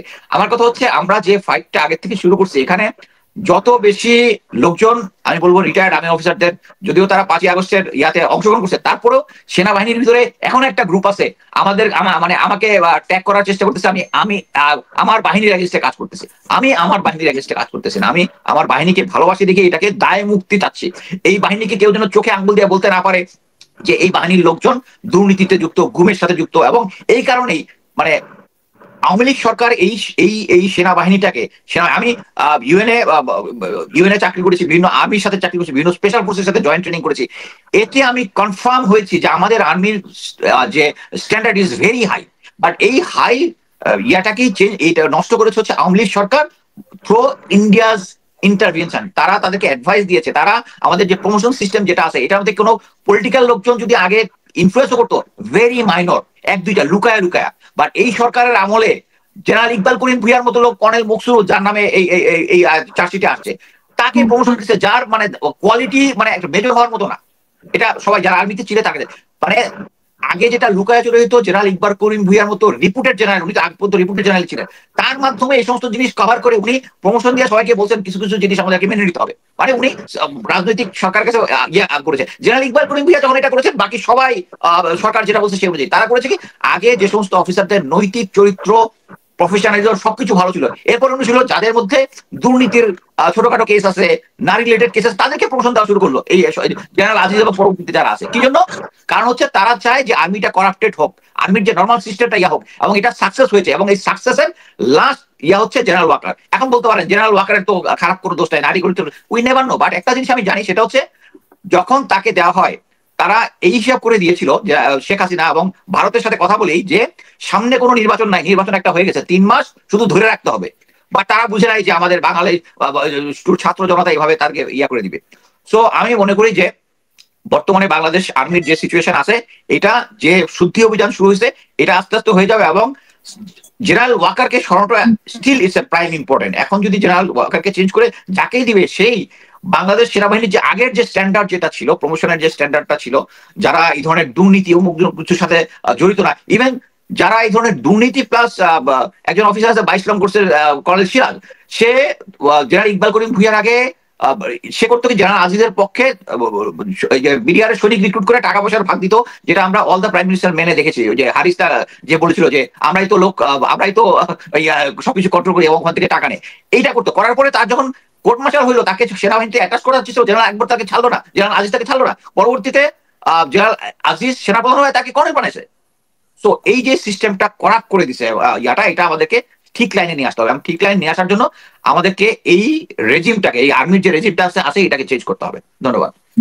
অসংখ্য ধন্যবাদ হাসিনুর রহমান, আপনার কাছে আপনি তো বলবেন আরো, কিন্তু আমি যেটা যুক্ত করতে চাই সেটা হচ্ছে যে অনেকে বলছেন যে এখানে অনেক অপরাধীকে এখনো তালিকাভুক্ত করা হয়নি, আবার বিনা অপরাধে অনেকে তালিকাভুক্ত করা হয়েছে, এরা হয়তো চাকরি বাঁচানোর জন্য এটা করেছে, সেরকম অনেকে আছে। আপনার কাছে কি মনে হয় এখানে এরকম কিছু আছে কিনা? আপা আমি বলি, এখানে মনে করেন র্যাবের ইন্টেলিজেন্স উইঙ্গে যে লেফটেন্যান্ট কর্নেলটা, সে হয়তো কাউকে গ্রেপ্তার করে নাই, বা তার কাছে হেফাজতে ছিল আরমান। এখন তার দায় হয়তো কম, সে অ্যারেস্ট করেন বা তার হেফাজতে ছিল। এখন এটা তো অপরাধ হবেই, হয়তো কম, বাট এই কমটা কখনো অনুধাবন হবে যখন আপনি নমনীয় হবেন, আচরণ ভালো হবে, কোঅপারেট করবেন। তা কেউ করে নাই, না করার পিছনে অনেক কেউ কোনো অফিসার কোঅপারেট করে নাই আইসিটির সাথে। আপনি শুনছেন হয়তো গুম কমিশন, ওখানে তাদেরকে কি কষ্ট পাওয়া হয়েছে। ইভেন তাজুল ভাই আইসিটিতে গেছেন র্যাবে ওয়ানের মানে বোম ব্লাস্ট করে দিয়েছে। আপনি ভাবেন, বোম ব্লাস্ট করে দিচ্ছে। আরমান বলতেছে যে আমি সিঁড়ির ডান পাশে ছিলাম, ওই ওয়ালটা নতুন করে গেথে রং করে ফেলছে, যার রুম খুঁজে পাওয়া যাচ্ছে না। পরে নাবিল আমার সন্দেহ মাপা পিছন দিতে মাপা হইলো, দেখা গেলো যে এখানে আরমান ছিল। এটা হলো কপারেশনের নমুনা। এই যদি আচরণবিধি হয়, অর্থাৎ তারা এই গুম খুন যা হয়েছে এটাকে তারা ওন করে, এই আমাদের বাহিনী ওন করে, এই জন্য আজকে অবস্থাটা হয়েছে। তারা যদি সহযোগিতা করতো অনেকের জন্য কম বেশি এরকম হবে। এখন তারা ইউনিফর্ম পরা অবস্থায় কেউ কথা বলে না। 2008 আগে কি কোনো গুম হয়নি, মানে সেগুলা নিয়ে কি মানে নাকি বিচারটাই হচ্ছে 2008 পর থেকে? কারণ ওইটা ধরা হয়নি তো আপা, আগে শুরুটা হোক। কোনো মানে আইসিটি এমন কোনো কাজ করলে বিতর্ক থাকে, আদমি নিয়ে বিতর্ক নাই। আদমি থেকে শুরু করে 5 আগস্ট মধ্যে, এর মধ্যে আমি ঢুকে গেছি, এর মধ্যে মনে করেন ইয়া ঢুকে গেছে, মাইকেল চাকমান ঢুকে গেছে, মারুজ্জামান স্যার ঢুকে গেছে, মুক্তিযোদ্ধা ইকবাল ঢুকে গেছে এই টাইম ফ্রেমের মধ্যে। এর মধ্যে মনে করেন আইবির লোকগুলি এখন বাদ আছে, আসবে সেই আর মানে ফ্রেমওয়ার্কের মধ্যে যারা ছিল আসা যাবে ওখানে। এরপর ইনভেস্টিগেশন শুরু, কারা কোন কোন টিম কি কি করছে এগুলি আসবে। আপনি কি মনে করেন যে শনিটা আমার গায়ে হাত দিতে সেনাবাহিনী থাকা যায়, তাকে রাখা উচিত না? আমরা যে মায়া জামাই সাইদ তার সবাই তো মানে ধাপে ধাপে আরো নাম যুক্ত হবে এখানে, অসংখ্য নাম আসবে আপা। এই কলঙ্ক মুক্ত করতে হবে। এরা আমাদের 71-এর পর অল্প কয়জন মেজর ছিল, লক্ষ্মী বাহিনীর মতো বই পরিবেশে সেনাবাহিনী গড়ে উঠছে। এদের রাখলে আর কলঙ্ক মুক্ত হবে, কলঙ্ক জড়াবে, এর ডিএনএ খারাপ ডিএনএ। আবার একটু কথা বলি, এই যে সেনাপ্রধান আচরণ, এই যে একটা মেজর সাদেক, উনি কি অ্যাকশন নিচ্ছেন আমরা জানি না। ওনাকে সন্দেহ কেন করবো না? এরপরে যে নুরুল গায়ে হাত দিল, এর আগে ফুল স্টপ, একের পর এক, তারপর প্রজ্ঞাপন জারি করলো আমাদের বিষয় নিয়ে। উনি জানে আমাদের প্রজ্ঞাপন প্রমোশন দেওয়ার জন্য উনি আদেশ দিলেন কারে? মেজর জেনারেল শাহিনকে, লেফটেন্যান্ট জেনারেল শাহিনকে। এই যে অপকর্মগুলি হয়েছে ঢাকা শহরে, তখন সে ছিল সিজিএস, তাকে এখান থেকে সরাইয়া রাখা হলো এনডিসির commandant Shahin. He can not task Shahin হলো এমডির আন্ডারে। এত কিছু যদি ভুল করে, ভুল না ইচ্ছাকৃত ভাবে, আমি বিপ্লবের অংশ, ওয়াকার বিপ্লবের অংশ না, পরিষ্কার বলতে হয়। সৈনিকরা বিপ্লব করতে চায় না, গুলি ছুটতে চায় নাই, ওয়াকার বাধ্য হয়েছে। এই প্রথম দিন থেকে যখন ওয়াকাররা গুলি ছুড়ে হেলিকপ্টার ইউজ করতো, ওয়াকার কই ছিল? জেনারেল ওয়াকার কোথায় ছিল? তখন তার বিবেক হার মানে নাই। এই সাভারের ৭১ ব্রিগেড এবং মেকানাইজ ব্রিগেড, একে নিয়ে আসা হয়েছিল এই যে আপনার ব্র্যাক ইউনিভার্সিটি থেকে একদম যাত্রাবাড়ি পর্যন্ত।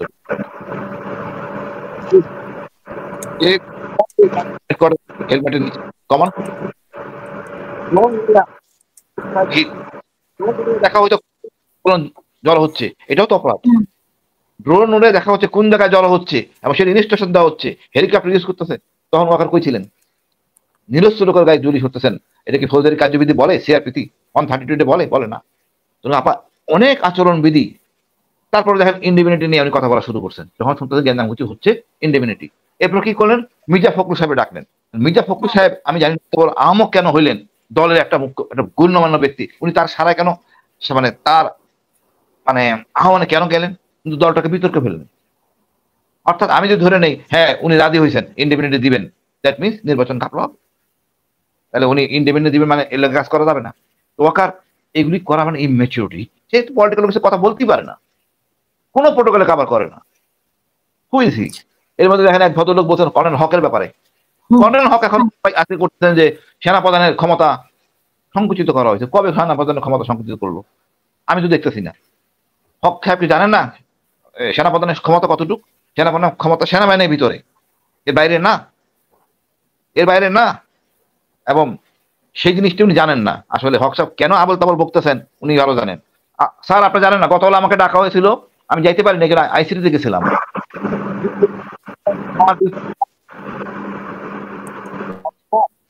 মানে আমি যেটা ধারণা, আমাকে বলা হয়েছিল আমার কোনো ডকুমেন্ট আর্মিতে নাই, আমার কোনো ডকুমেন্ট আর্মিতে নাই।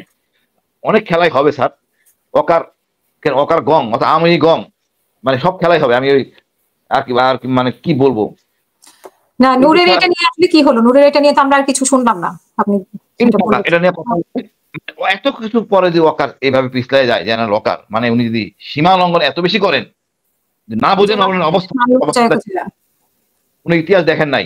জেনারেল হারুনকে জেলে যেতে হয়েছে সেনাপ্রধান বীর প্রতীক, এই আওয়ামী লীগ সরকারের সময়। জেনারেল লতিফ ডিজিপি ছিলেন, পুলিশের জেলে যেতে হয়েছে অভিনন্দীকে অস্ত্র দিয়ে সাহায্য করার জন্য। ইতিহাস অনেক বড়। রেজাকুল হায়দার 12 বছর বেশি ছিলেন এই মৃত্যুদণ্ড প্রাপ্ত হইয়া জেলে। সুতরাং মায়া কান্না দেখানো কিছু নাই, আইন সবার জন্য সমান। তারপরে দেখেন এই যে DDNSI যিনি ছিলেন কোর কমিটিতে, এই ভদ্রলোককে পোস্টিং করে আবার আনা হয়েছে 19 ডিভিশন একটা ঘাটাইলে। মানে আপনার কতটা, অর্থাৎ নির্বাচন মানে মানে DDNSI কে মোস্তাফিজ আনা হয়েছে 19 ডিবি। উদ্দেশ্যটা কি? মানে উদ্দেশ্য তো কোর কমিটি তো ধরা খাবে, তার নামে তো ওয়ারেন্ট জারি হবে, কোর কমিটি সবাই আসবে। ওই যে IGP 164 করছেন, উনি বহুবার বলছেন যে এই কোর কমিটিতে কারা ছিলেন, তল কোর কমিটি সবাই আইন আওতায় চলে আসবেন। তো আমি মনে করি কেউ রেহাই পাবে না, আইন সবার জন্য সমান এবং বিচার হওয়া উচিত। ধন্যবাদ। আপা যে লোকগুলো ফিরে আসে নাই, ভাবেন খালি তারা বৈশা আছে, কিন্তু দিতে পারতেছে না যে মারা গেছে। মারা গেছে বলতে হবে যেখানে মারা গেছে, কেউ স্বীকার করতেছে না। আর ICT হওয়াতে টর্চার করা যাচ্ছে না, এটা আর বিশাল সমস্যা। সুতরাং এই একমাত্র পথ হলো যে আইসোলেটেড করে করে প্রশ্ন করা। আপা ধন্যবাদ। মানে এখনো তো অনেকে নিখোঁজ, বেঁচে আছে কি মরে গেছে এটা জানে না, এরকম তো অনেক আছে, এরকম সংখ্যা তো অনেক আছে, আসে নাই। ডিজি ভাই সবগুলি চলে গেছে, ওকা জানতেন না? ওনার মায়া কান্না কেন? এই ডিজি ভাই গুলো ধরলে তো সব বেড়ে যেত, ওনাদের আদেশে তো ডাইরেক্টর কাজ করছে। ধন্যবাদ আপা, কিছু হাসান নাসির ভাই, লাস্ট প্রশ্ন আপনার কাছে, এখন মানে পরবর্তী পদক্ষেপ কি আসলে এখন? আমি একটা বিষয় এর আগে বলতে চাচ্ছি, এখনো পর্যন্ত যে ওয়ারেন্টটা ইস্যু হয়েছে এটা কিন্তু একটা সিম্বলিক, যে পরিমাণ অপরাধ 16 বছরে কমিটেড হয়েছে সারা দেশব্যাপী, এবং এইটার যদি বিচারও হয় একটা সীমিত সংখ্যক স্কোপের মধ্যে হচ্ছে। সারা দেশব্যাপী দেশের জনসাধারণের উপরে যে অবিচারটা হয়েছে সেটার ব্যাপারে কিন্তু সরকার এখনো কোন রকম পদক্ষেপ নাই। আমি মনে করি যে প্রত্যেকটা জেলায়, বাংলাদেশে কি 64টা সব দেশপ্রেমিক বিচারক নাই জাতীয়তাবাদী যে বাংলাদেশের পক্ষে, তাদেরকে নিয়োগ দিয়ে প্রতিটা জেলায় একটা করে স্পেশাল ট্রাইব্যুনাল করা উচিত, যেটা ওই এলাকার ওই জেলার যত ধরনের রাজনৈতিক অপরাধ বা অপকর্ম হয়েছে সেগুলোর বিচার করবে। তাহলেই কিন্তু বিচারটা জনগণের দোরগোড়ায় যাবে এবং প্রতিটা নাগরিক মানে যারা যারা শাস্তিপ্রাপ্ত হয়েছে, অপরাধের শিকার হয়েছে, তারা তো কিছুটা আশান্বিত হবে। এই ঢাকা শহরের স্পেশাল মানে আইসিটির এই বিচারে 25 জন 30 জন 50 জন যদি জেল ফাঁসিও হয়, তাহলে এই 18 কোটি মানুষের যদি 5 কোটি লোক সাফার করে থাকে, তাদের বিচার কে করবে, কখন করা হবে? রাজনৈতিক সরকার তো এটা করবে না। আমি মনে করি এখনো সময় আছে। জনাব আসিফ নজরুল করবে কিনা আমার যথেষ্ট সন্দেহ আছে। মানে ওনারা শুধু এখন ওই যে বললাম, আমি বলেছি এর আগে, ওনারা কিন্তু ইলেকশনে ট্রেনে উঠে চড়ে বসছেন, কিন্তু কোনো যাত্রী নাই, সেফ এক্সিট, এবং ট্রেনে ওনারা চড়ে বসছেন। ইলেকশন কমিশনও নাই, জনগণও নাই, রাজনৈতিক দল একটা ছাড়া দুইটা ছাড়া আর নাই। এই অবস্থায় কেউ পার পাবে না। সুতরাং বিচার যে জনগণ দেশের নাগরিকের জন্য তাদের প্রতি অপরাধের বিচার হচ্ছে, সেই সিম্বলটা এই সরকারকে আমি মনে করি দেখানোর সুযোগ এখনো আছে, সেটা করতে হবে। এখন সেনাবাহিনীর জন্য আমরা এই আজকে কিন্তু ব্যাপকভাবে সারাদিন ধরে আমরা এই কথাটাই বলতেছি যে সেনাবাহিনীর একটা সুযোগ এসছে ন্যায় বিচারের পক্ষে কাজ করা এবং নিউট্রালি কাজ করা। বাহিনীটা অবশ্যই এটা বাহিনীর দ্বারা অপরাধ হয় না, ব্যক্তির যেটা বলতেছে আইসিটি তারা স্বীকার করেছে যে এটা ব্যক্তির অপরাধ, বাহিনীর অপরাধ না। আমরাও দৃঢ়ভাবে বিশ্বাস করি এটা ব্যক্তির অপরাধ। একটা ব্যক্তি যারা রাজনৈতিক ভাবে মোটিভেটেড ছিল, তারা তাদের ব্যক্তিগত সুবিধার জন্য বা রাজনৈতিক সুবিধার জন্য, র্যাঙ্ক প্রমোশনের জন্য, বাহিনীর জন্য না বা কোনো কিছুর জন্য তারা অপরাধে জড়িয়ে পড়ছে এবং সেটা একটা পর্যায়ে যে গুম খুন হত্যা সবকিছুর সাথে তারা জড়িয়ে পড়ছে। সুতরাং এটার থেকে ওই অপরাধীদেরকে শাস্তি দিয়ে বাহিনীকে কলঙ্ক মুক্ত অবশ্যই করতে হবে। এবং যদি কোনো রকম বাধা আসে, আমি বলছি যে কোনো পুলিশ লাগবে না, কোনো বিজিবি লাগবে না। এই বিজিবি কিন্তু অনেক রাজনৈতিক অপরাধী এবং আর্মি যারা পালিয়ে গেছে, মুজিব এদেরকে কিন্তু হেল্প করছে এই পালিয়ে যেতে। এবং আমি যেটা শুনলাম এই মাত্র,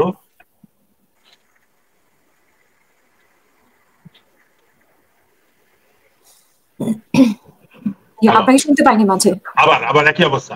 এই আমার কাছে এই যে মাসুদ আসলে যে আপনার জেনারেল আকবর যে কলকাতায় আছে মুজিবের সাথে,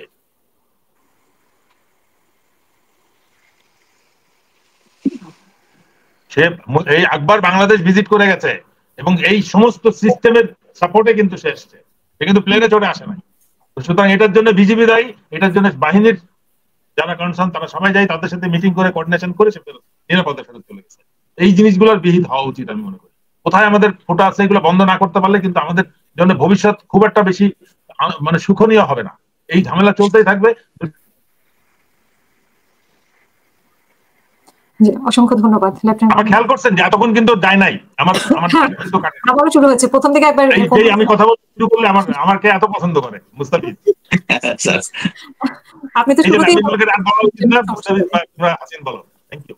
জি মুস্তাফিজ ভাই, আপনার শেষ বক্তব্য প্লিজ। শেষ বক্তব্য একটাই, আমি অ্যাকচুয়ালি এই যে অ্যাক্টিভিজম যেটা করি আমি অ্যাকচুয়ালি খুব একটা এনজয় করি না। আমি যেটা করি হচ্ছে, আমি ভাবছিলাম যে শেখ হাসিনা পতন যখন হবে, পতন হওয়ার পরে আমি আবার নর্মাল লাইফে ফেরত যাবো, মাঝে মাঝে আর্মির বিভিন্ন অ্যাডভেঞ্চার টাইপ লেখালেখি করবো, যেটা আমি রেগুলার করতাম।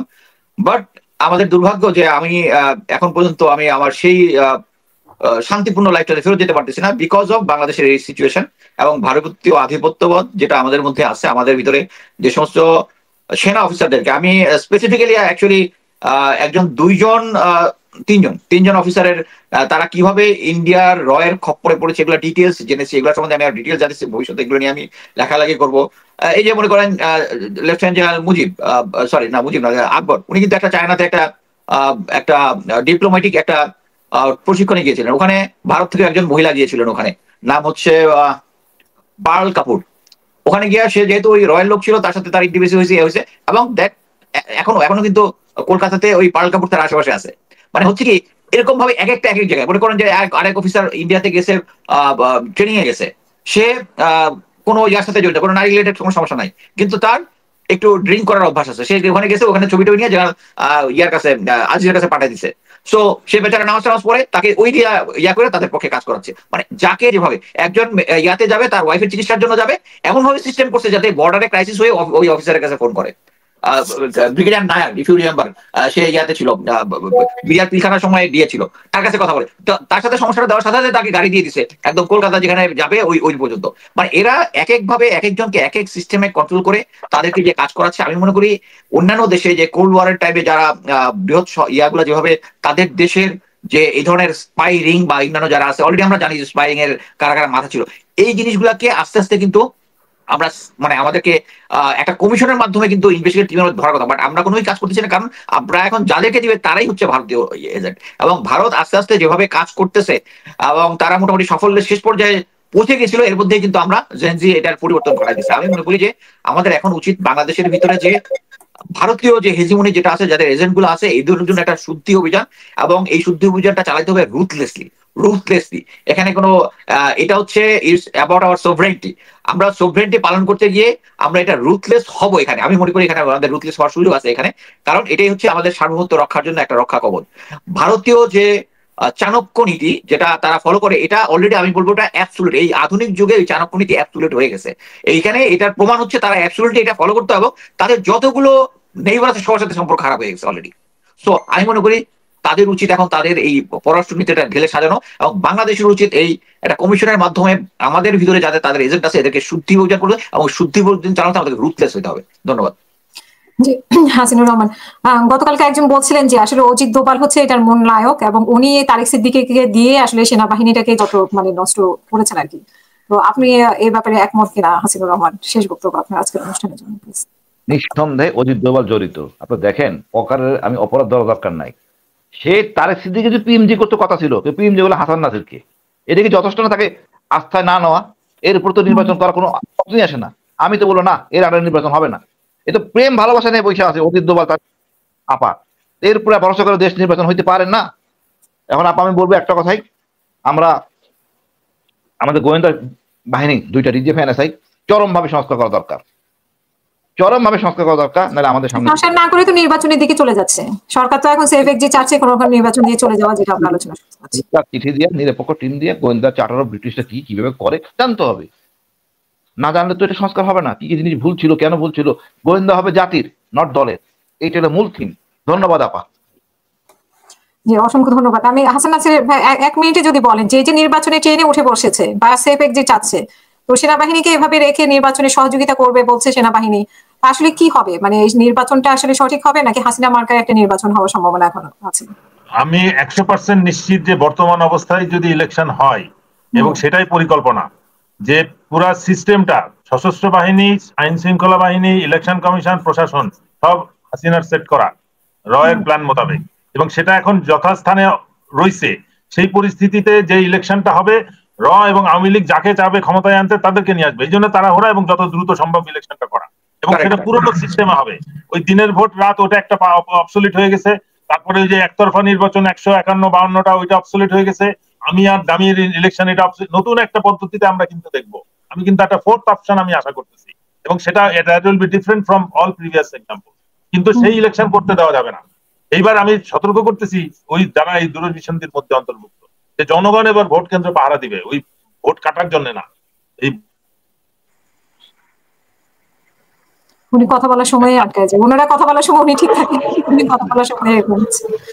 এই জন্য জনগণ পাহারা দিবে, জনগণ নিশ্চিত করবে যদি ভোট হয়, জনগণ নিশ্চিত করবে যে কারেক্ট সবাই ভোট কেন্দ্রে যাবে এবং ভোট যেন কাস্ট হয় এবং কাউন্ট হয়। সুতরাং এই সমস্ত পরিকল্পনা ভেস্তে যাবে, এবং যত রকম আইন শৃঙ্খলা পরিস্থিতি যাই অস্থিতিশীল করার চেষ্টা করুক, জনগণ রুখে দাঁড়াবে।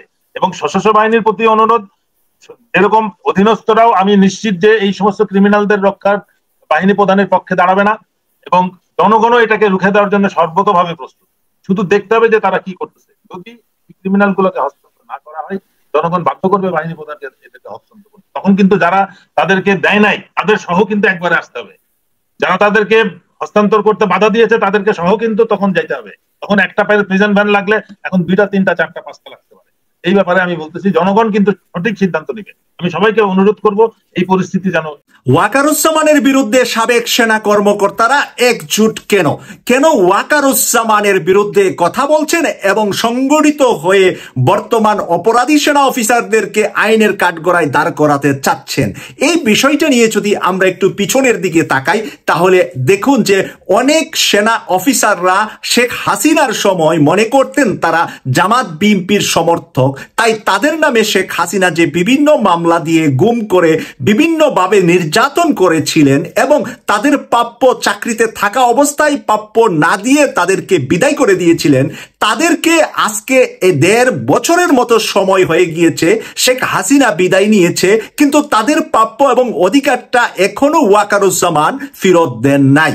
এদিকে একটি কাজ করেছেন আবার অফিসিয়ালি 3 স্টার একজন অফিসার দিয়ে তারা একটি কমিটি গঠন করেছেন, যেই কমিটিতে স্বাক্ষর করেছেন জেনারেল ওয়াকারুজ্জামান এবং প্রধান উপদেষ্টা ডক্টর মোহাম্মদ ইউনূস। এই স্বাক্ষরিত কাগজটি হলো যারা সেনাবাহিনীতে বড় বড় পজিশনে বা বিভিন্ন পজিশনে শেখ হাসিনার সময় কর্মরত থাকা অবস্থায় জোর করে তাদেরকে সেনাবাহিনী থেকে বের করে দেওয়া হয়েছিল, তাদের প্রাপ্য এবং তাদের সম্মানিত পদবি ফেরত দিয়ে তাদেরকে সম্মানের সাথে সেনাবাহিনী ফেরত দিবেন।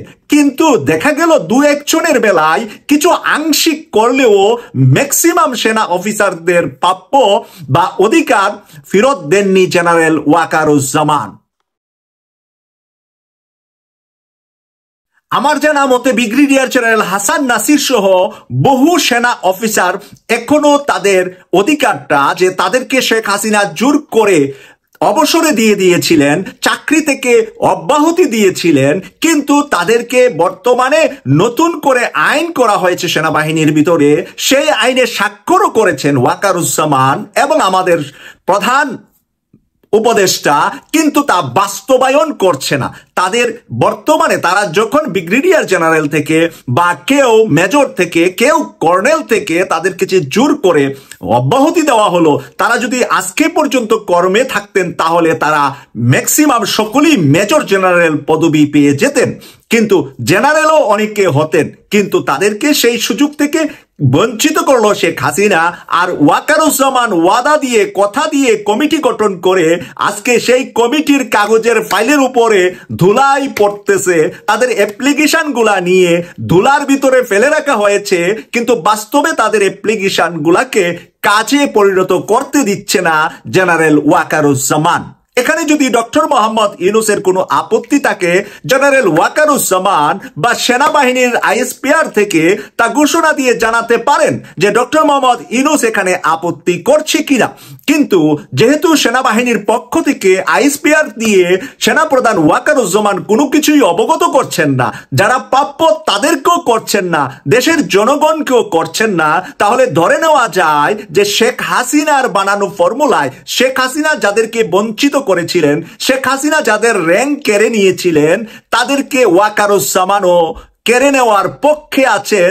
লোক দেখানো একটা কমিটি আরেকজন 3 স্টার অফিসারকে দিয়ে তাদেরকে লিয়াজু মেনটেনের জন্য অ্যাপ্লিকেশন করার জন্য জায়গাটা তৈরি করে দিয়েছেন। বাস্তবে অ্যাপ্লিকেশন গুলার কোনো বাস্তবে প্রয়োগ হচ্ছে না।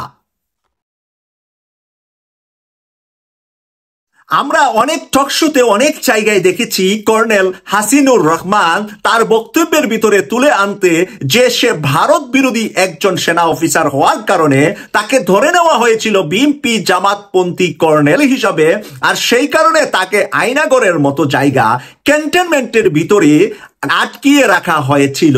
তো এই হাসিনুর রহমান দিয়ে যদি আমরা উদাহরণ স্বরূপ দেখি, তাহলে কেন হাসিনুর রহমানকে তার চাকরি থেকে জোর করে ধরে নিয়ে গিয়ে আয়নাগরে আবার ক্যান্টনমেন্টের ভিতরে রাখা হয়েছে? কেন ওয়াকারুজ্জামান সহ যারা আজকে যাদের নামে আমরা আন্তর্জাতিক অপরাধ ট্রাইব্যুনাল থেকে গ্রেপ্তারি পরোয়ানা হয়েছে, তারা কেন হাসিনুর রহমান কোথায় আছে এই শব্দটি পর্যন্ত করলেন না? অপরদিকে অধ্যাপক গুলাম আজমের ছেলে হওয়ার কারণে ব্রিগেডিয়ার জেনারেল আমান আসমিকে 22 আগস্ট 2016 সাল থেকে 24 সালের 5 আগস্ট হাসিনা বিদায় নেওয়ার পর পর্যন্ত এক্স্যাক্টলি 9 বছর তাকে আয়নাগড়ে ক্যান্টনমেন্টের ভিতরে আটকিয়ে রাখা হয়েছে।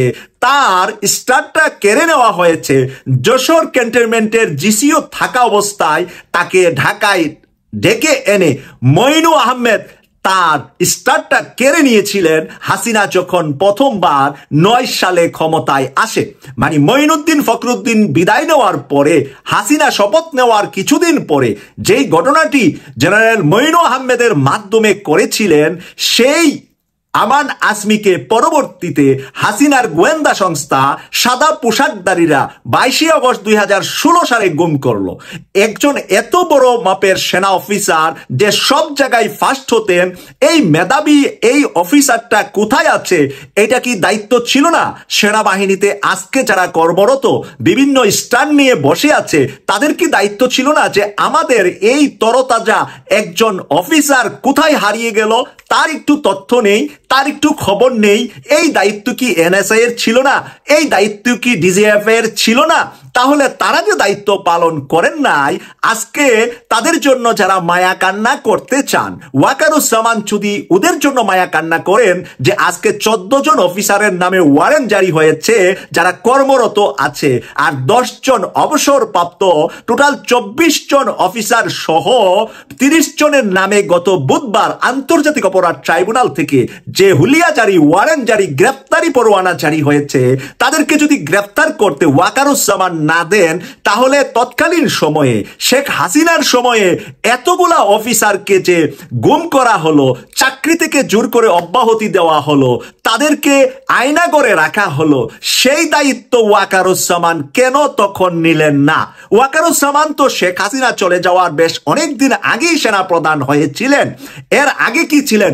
মেজর জেনারেল ছিলেন, ব্রিগেডিয়ার জেনারেল ছিলেন। সে তো বিভিন্ন সময় বড় বড় বিভিন্ন পদ পেতে পেতেই তো সর্বশেষ জেনারেল হয়েছেন, সেনা প্রধান হয়েছেন। তো তার আগেও তো তার কোনো ভূমিকা বা তার সঙ্গী সাথী যারা খুন খারাপি অন্যায়ের সাথে ক্যান্টনমেন্টে থেকে সেনাবাহিনী থেকে জড়িত হয়েছিলেন, তাদের বিচার আজকে মুখামুখি যখন হলো, সে তাদেরকে বাঁচাতে যাবে, কিন্তু আগের সেনা অফিসারদের, তার সিনিয়র জুনিয়র বহু অফিসাররা যে হাসিনার সময় গুম হয়েছিল, হাসিনার সময় অন্যায়ভাবে কারাবন্দী ছিল, তাদের পক্ষে কেন ওয়াকারুজ্জামান দাঁড়িয়েছিলেন না? এই প্রশ্ন এখন দাঁড়িয়েছে অবসরপ্রাপ্ত সকল সেনা কর্মকর্তাদের, যারা নাকি শেখ হাসিনার সময় বিএনপি জামাতের সাপোর্টার হিসাবে বঞ্চিত হয়েছিলেন। তারা এখন ঐক্যবদ্ধ হয়ে ক্যান্টনমেন্টের ভিতরে এবং ক্যান্টনমেন্টের বাহিরে বিভিন্ন ধরনের মিটিং করছেন, এবং এই অফিসাররা কিন্তু 5 আগস্ট শেখ হাসিনা চলে যাওয়ার পিছনে বিরাট অবদান রেখেছেন। তারা কিন্তু ক্যান্টনমেন্টের ভিতরে তারা বিভিন্ন জায়গায় মিছিল মিটিং হাসিনার বিরুদ্ধে তখনই করেছিলেন। জুলাই মাস এবং আগস্ট মাসে তাদের ভূমিকা ছিল হাসিনার বিরুদ্ধে, ভারতের বিরুদ্ধে খুব পাওয়ারফুল ভূমিকা হিসাবে কিন্তু আমরা লক্ষ্য করেছিলাম, এবং তাদের অনেককে নিয়ে আমরা সরাসরি লাইভ টক শো করেছি। সেই স্বৈরাচার শেখ হাসিনার সময় brigadier general Abdur Rahim NSI এর সাবেক মহাপরিচালক, তাকে কিন্তু ওই 10টা অস্ত্র মামলা আর গ্রেনেড হামলা মামলায় আসামি করে শেখ হাসিনা কারাগারে নিয়েছিলেন, এবং 2021 সালে তিনি কারাগারেই কিন্তু মৃত্যুবরণ করেন। তাহলে সেই ব্রিগেডিয়ার জেনারেল আব্দুর রহিমের দায়িত্ব জেনারেল ওয়াকারুজ্জামান কেন সেদিন নিলেন না? তাহলে আজকে কেন যে ব্রিগেডিয়ার জেনারেল, মেজর জেনারেল সহ যাদের নামে আন্তর্জাতিক অপরাধ ট্রাইব্যুনাল হুলিয়া জারি করেছে তাদেরকে বাঁচাতে যাবেন? এই যুক্তি এখন সিনিয়র, অবসরপ্রাপ্ত এবং জোরপূর্বক যাদেরকে বাদ দেওয়া হয়েছে তাদের যুক্তি। অপরদিকে দেখেন ডিজিএফ এর সাবেক মহাপরিচালক মেজর জেনারেল রেজ্জাকুল হায়দার চৌধুরী দীর্ঘদিন কারাবন্দী শেখ হাসিনার সময়ে। কি কারণে? একজন অবসরপ্রাপ্ত মেজর জেনারেলকে ধরে নিয়ে গেল এবং কারাগারে রাখলো। কি কারণে? 10টা অস্ত্র মামলা এবং গ্রেনেড হামলা মামলায় তার মৃত্যুদণ্ড দিয়ে দিলেন। রাখে আল্লাহ মারেকে হাসিনা 5 তারিখে পালিয়ে যাওয়ার পরে সব মামলা থেকে বেকসুর খালাস পেয়ে উনি কিন্তু বাহিরে এসেছেন, ফিরত এসেছেন। যেমনটা জামাতের এটিএম আজহারুল ইসলাম বের হয়ে এসেছেন, বিএনপি লুৎফুজ্জামান বাবর বের হয়ে এসেছেন। এই সমস্ত লোকগুলাকে যে অন্যায়ভাবে জুলুম করা হয়েছিল, অন্যায়ভাবে কারাগারে রাখা হয়েছিল, আমরা সিভিল পার্সন রাজনীতিবিদদের দায়িত্ব ওয়াকারুজ্জামানের নাই মনে করলাম, কিন্তু যারা সেনাবাহিনী, নৌবাহিনী, বিমান বাহিনী, এই 3 বাহিনীর প্রধান হিসাবে, স্পেশালি সেনাবাহিনীর প্রধান হিসাবে ওয়াকারুজ্জামানের তো দায়িত্ব ছিল যে তাদের বিচারটা ন্যায়সঙ্গতভাবে হয়নি শেখ হাসিনার সময়। শেখ হাসিনার সময়ে উনি যখন যেই র্যাঙ্কে ছিলেন সেখান থেকে প্রতিবাদ করা, সেখান থেকে গর্জে ওঠা। উনি যদি নীতিবান মানুষ হন, আর যদি নীতিবান মানুষ না হন, তাহলে জনগণের কাছে আজকে পরিষ্কার, জেনারেল ওয়াকারুজ্জামান হাসিনার প্রেতাত্মাকেই লালন করছেন বাংলাদেশের সর্বোচ্চ সেনাবাহিনীর। আসসালামু আলাইকুম প্রিয় দর্শক, দেশ কিংবা দেশের বাইরে যে যেখান থেকে বসে ভিডিওটি দেখছেন সবাইকে অনেক অনেক ধন্যবাদ এবং ভালোবাসা জানাচ্ছি। প্রিয় দর্শক, আশা করি পুরো ভিডিওটি দেখেছেন এবং বুঝতে পেরেছেন। অত্যন্ত সুন্দর আলোচনা করা হলো, জ্ঞানগর্ভ আলোচনা করা হলো এবং বাংলাদেশের যে অবস্থা সে অবস্থা নিয়ে আলোচনা করা হলো। প্রিয় দর্শক, আপনারা জানেন যে বাংলাদেশের সেনাবাহিনীর মধ্যে যে একটি অস্থিতিশীল পরিবেশ আমরা দেখতে পাচ্ছি, কঠিন একটি পরিবেশ তৈরি হয়েছে, কঠিন একটি মুহূর্ত তৈরি হয়েছে। এই মুহূর্তে সেনা প্রধান ওয়াকারুজ্জামানকে পদত্যাগের জন্য অনেকে বলছে যে সেনা প্রধান ওয়াকারুজ্জামান যেন খুব দ্রুত পদত্যাগ করে, এরকম কথা আমরা শুনতে পারছি। দর্শক, আপনাদের কি ধারণা, সেনা প্রধান ওয়াকারুজ্জামান কি পদত্যাগ করবেন কিনা? তা অনেকেই বলছে যে তাকে গ্রেপ্তার করা উচিত।